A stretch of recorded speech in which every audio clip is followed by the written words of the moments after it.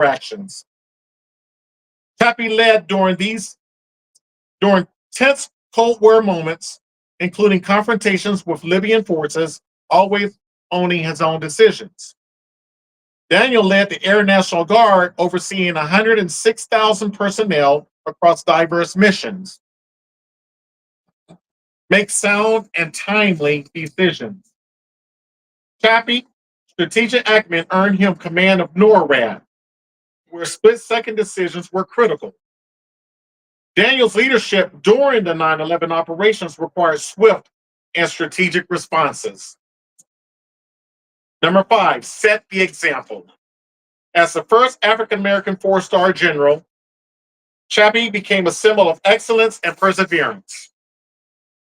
Daniel was the first African-American director of the Air National Guard. He upheld a legacy of excellence.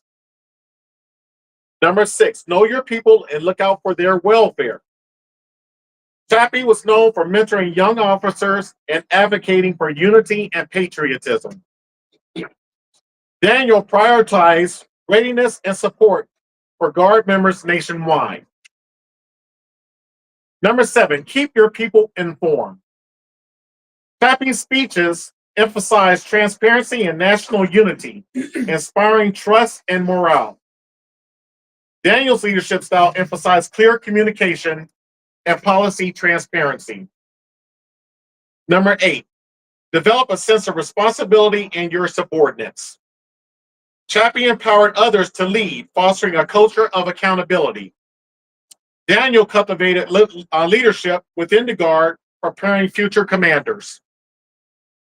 Number 9, ensure the task is understood, supervised, and accomplished. Chappie's commands were known for operational excellence and discipline. Daniel's tenure was marked by operational success and mission clarity. Number 10, train your people as a team. Chappie emphasized teamwork in combat and command settings. Daniel fostered unity across geographically dispersed units. Number 11, employ your unit in accordance with its capabilities. Chappie strategically deployed forces based on their strengths, especially in high-stakes missions like Operation Bolo. Operation Bolo, if you didn't know, in Vietnam, was when several MiG fighters were shot down, more than any has ever been shot down in one campaign. Daniel aligned Guard capabilities with national defense needs, especially during homeland security missions. Now we're going to talk about the 7 stars to guide the way. Ladies and gentlemen, today I invite you to look up, or tonight I invite you to look up, not just to the sky, but to the legacy of 2 extraordinary men whose lives formed a constellation of courage, leadership, and service. General Chappie James Jr. and his son, Lieutenant General Daniel James III, are not just names in the annals of military history. They are stars, 7 of them. In fact, that continue to guide the way for all who believe in the power of purpose, perseverance, and patriotism. Let's begin with the first star, honor. Chappie was born here in Pensacola in 1920, at a time when segregation was law and opportunity was scarce. He dared to dream of flight. He trained with Tuskegee Airmen and went on to become the first African-American 4-star general in the U.S. military. His honor wasn't just in his rank, it was in how he carried himself with dignity, discipline, and deep devotion to his country. The second star is courage. Chappie flew combat missions in Korea and Vietnam, but perhaps his most legendary moment came on the tarmac in Libya, when he stood face to face with Muammar Gaddafi. With calm resolve, he placed his hand on his sidearm and said, "I'm not going to let you take this base. You're not big enough." That wasn't just courage, it was command presence in its purest form. The third star, excellence. His son Daniel inherited that same drive. He flew over 300 combat missions in Vietnam and later became the first African American to lead the Air National Guard. Under his leadership, the Guard modernized, diversified, and expanded its mission. He didn't just follow in his father's footsteps, he carved his own path of excellence. The fourth star is perseverance. Both father and son faced barriers, racial, institutional, and cultural. But they never let those barriers define them. They broke through the ceilings not with bitterness, but with brilliance. Their perseverance reminds us of the progress is not a sprint, it is a relay passed from one generation to the next. The fifth star, patriotism. Chappie once said, I fought 3 wars, and 3 more wouldn't be too many to defend my country. That's not blind loyalty. That's a love of country and rooted hope. His son shared that same spirit, believing in the promise of America even when it fell short. Their patriotism was not passive, it was active, aspirational, and unshakable. The sixth star is legacy. The James family didn't just make history, they changed it. They opened the doors for others to walk through. They showed that leadership is no color, that valor knows no boundaries. Their legacy lives in every pilot who takes to the sky, every cadet who dares to dream, and every citizen who believes in more perfect union. Finally, the seventh star, leadership. Chappie led with fire and flair. Daniel led with quiet strength and strategic vision. Together, they modeled a leadership that was principled, inclusive, and transformative. They didn't just command troops, they inspired generations. So tonight, as we reflect on their lives, let us remember the sky is not the limit, it is the starting line. Together, these 2 great men exemplify how leadership principles transcend generations. Their stories are not just about military success, they're about character, resilience, and service.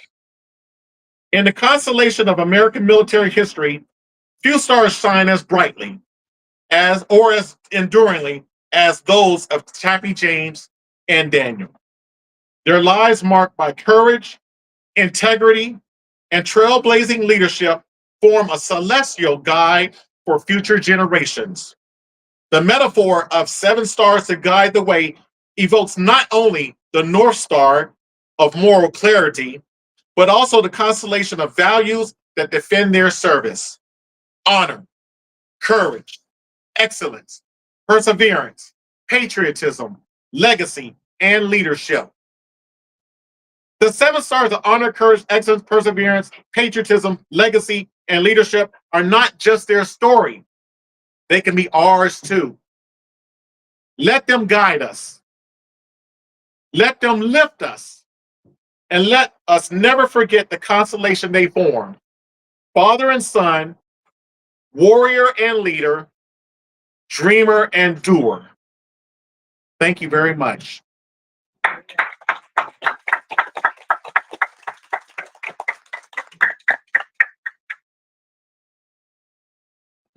Join me again in thanking Commander Brown.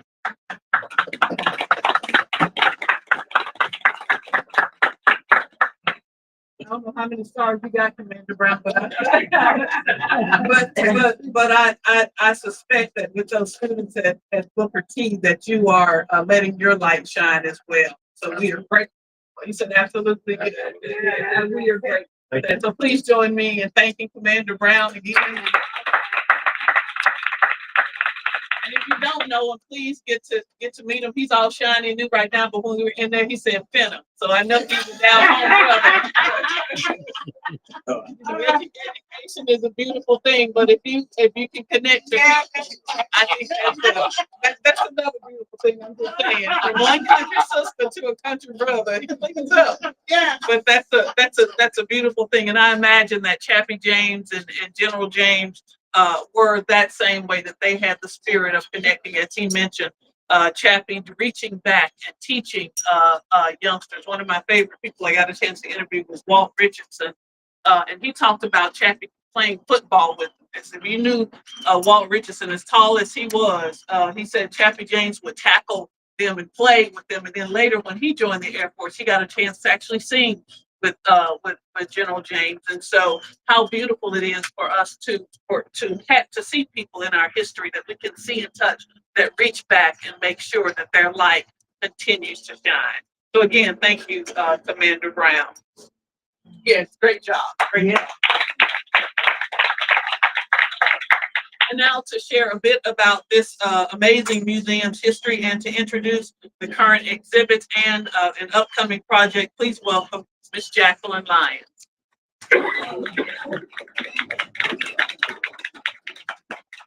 Hello, welcome to Chappie James Museum. My name is Jacqueline, and I just wanted to let you know, as you walk through the museum, we have honored a few of our local legends here. You'll see Clifton Curtis Jr. displayed in our museum. Jewel Canada Wynn is also displayed. James Reed Polkinghorne is also displayed in there today, along with Arthur L. Williams. So please take your time and walk through the museum and look at those displays. Some of the new upcoming events that we're having, we are working on a future museum walkthrough exhibit that will display the timelines of Chappie James' life. And also coming up in February, we have the Chappie James Gala. So if you're interested in sponsoring a table or coming, please come out and join us. Thank you. Thank you, Jackson. I thought she was going to ask for money too. So listen. Sponsorship. Yeah. But every day, this museum, Wednesday through Saturday, is open to the public, and it took a bevy of volunteers and family members, people who love this community, to put this. So if you feel like, especially with the end of the year coming up, this is a great place to make a donation to put it in your will. I ain't saying nobody's gonna die anytime soon. I'm just saying you can think about your legacy and put the Chappie James Museum in your will. They are a 501c3 organization, and they work on donations and gifts. So they are a worthy cause. And again, as Commander Brown said, letting your light shine. Let's help the Chappie James Museum continue to let their light shine. At this time, we're going to have Mr. Michael Griffin, who is associated with the Chappie James Flight Academy, have some remarks. Can you step back inside?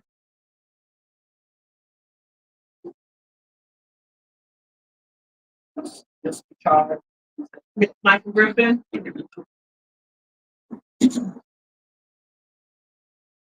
Well, while he's coming up, and we have some time because I hate dead airspace, dead air time. So we have Commander Brown come back up here. But I want to inquire. Okay. I want to know what made you join the military? Were you running away from somebody? I never answered the question of what I want to be when I grow up.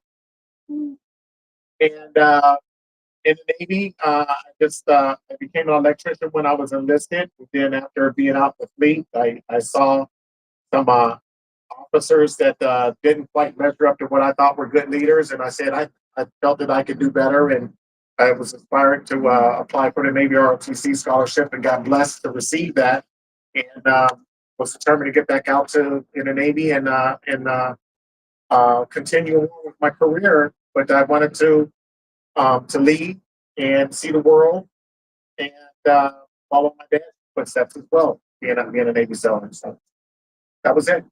I'm thinking about what Chappie James said, it's your right to dissent and your right to contribute. So you literally took what he said instead of saying, I'm not going to dissent, but this bad leadership that you saw, but you had a responsibility you knew about your responsibility to contribute. I could do better. I could do better. Yes. And being enlisted and then becoming an officer, they like to float around the term Mustang coming through the enlisted ranks. And you're a different leader when you've worn the shoes of those that you're leading. And it made a difference with my troops. They could tell that it was something different from by the way I led, because I was always thinking about my troops and their welfare and the families and their well-being, getting the mission accomplished at the same time. And you find a lot of leadership where people just give out orders and not concerned about a person's family or their welfare. So that was the difference. You wanted to make the difference. Absolutely. You wanted to Still, be the change. even today, still. Yeah, I can still. yes. Yeah. Thank you. Thank you so Thank you. much for Yes, ma'am. answering those. I appreciate it. Mr. Michael Griffin. Yes, ma'am. All righty. Please, join me in welcoming him to make remarks on behalf of the Academy. Good afternoon, everybody. Welcome to the Veterans Day. The Flight Academy started back in 1996. Four of us decided that we wanted to do something to give back to the local Pensacola community. We represent 3 of the 4 services, came to Pensacola to be flight instructors, and through that effort, we ended up starting the General Daniel Chappie James Flight Academy. Of course, I listened to the commander give a little bit of the history of the general. It was ironic that the kids in Pensacola during his era, even though they saw all of these red and white airplanes flying around, had no clue that they could do that in the Navy. So we decided that we would honor the native son, General Daniel Chappie James Jr. Instead of, to be quite honest with you, instead of giving you a speech, I would much rather take you into the Flight Academy and show you what the kids have been experiencing for the past 30 years.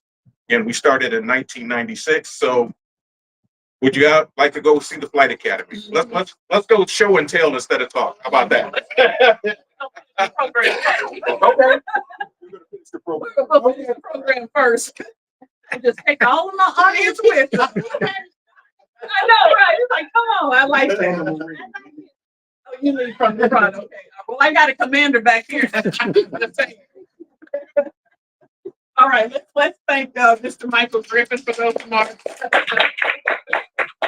And is Ross here on behalf of the Okay, well, let's get who's gonna get